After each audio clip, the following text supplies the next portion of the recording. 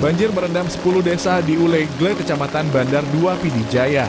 Sebanyak 504 unit rumah warga dilaporkan terendam banjir akibat tingginya curah hujan daerah itu.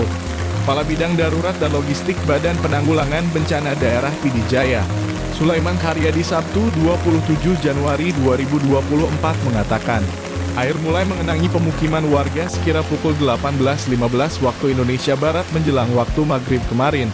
Banjir terjadi saat wilayah tersebut diguyur hujan dengan intensitas tinggi, akibatnya air sungai meluap hingga merendam pemukiman warga dan jalan.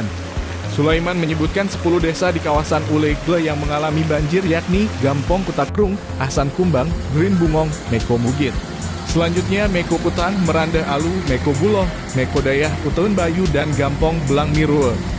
Selain itu, satu unit rumah warga milik Ainal Mardiah di Gampong Meranda Alwe dilaporkan mengalami rusak parah akibat banjir.